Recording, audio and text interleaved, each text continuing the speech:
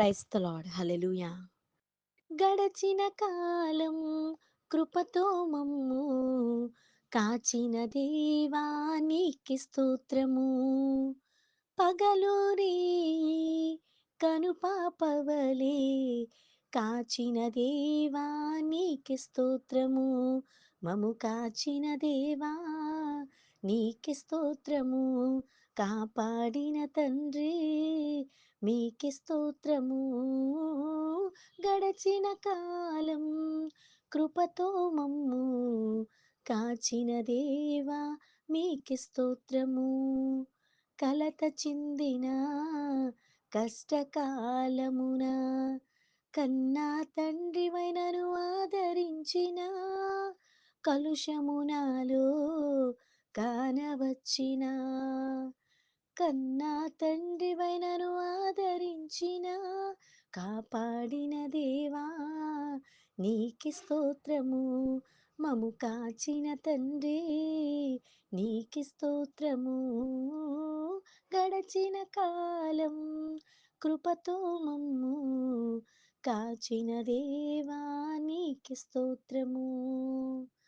పగలు కనుపాపవలే కాచిన దేవా మీకి స్తోత్రము. పరిశుద్ధుడైన తండ్రి మీకు స్తోత్రం. జీవముగల దేవుడా మీకు స్తోత్రం. మహాదేవుడా మీకు స్తోత్రం. దేవాతి దేవుడా మీకు స్తోత్రం. జీవముగల దేవుడా మీకు స్తోత్రం. నేటి దినము కొరకు ఏర్పాటు చేయబడిన వాక్య భాగము, నీ స్వబుద్ధిని ఆధారము చేసుకొనక నీ పూర్ణ హృదయముతో యెహోవా యందు నమ్మికయించుము. సామెతల గ్రంథము 3వ అధ్యాయము 5వ వచనము.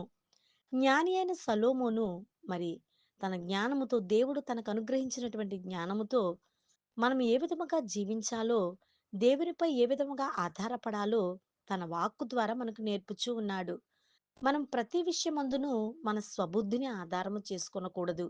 ఎందుచేతనంటే మన స్వబుద్ధిని ఆధారము చేసుకొనుట ద్వారా మనమేమియు కూడా సాధించలేము.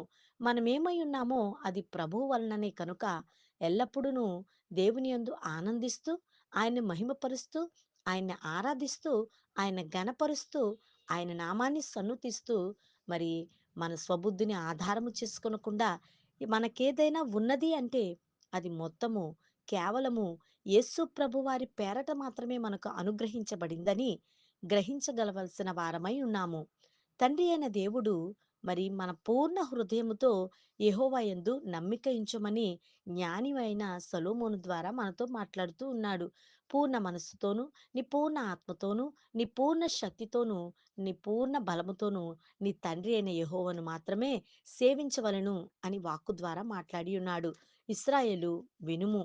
ఇదిగో నీ వింట కూర్చున్నప్పుడు, లేచినప్పుడు, పండుకొనినప్పుడు, మార్గమధ్యంలో నడుస్తున్నప్పుడు కూడా నీ తండ్రి అయిన దేవుని యొక్క మాటలు నీ బిడలకు నేర్పించు అని వాక్యం మాట్లాడుతూ ఉన్నది. మన దేవుడైన యెహోవా అద్వితీయుడైన యెహోవా. నీ పూర్ణ హృదయంతో, నీ పూర్ణ ఆత్మతో, నీ పూర్ణ శక్తితో నీ దేవుడైన యెహోవాను ప్రేమింపవలెను. మనం పాడుకుంటూ ఉంటాం, ప్రేమించెదను అధికముగా ఆరాధింతున్ ఆసక్తితో అని దేవుణ్ణి ఆరాధిస్తూ ఉంటాము. పెదవులతో ఆరాధించే వారము కాకుండా పూర్ణ హృదయముతో సంపూర్ణముగా దేవునికి వినయ విధేయతతో లోబడినట్లయితే దేవుడు మనలను రక్షించడానికి సిద్ధ మనసు కలిగి ఉన్నాడు.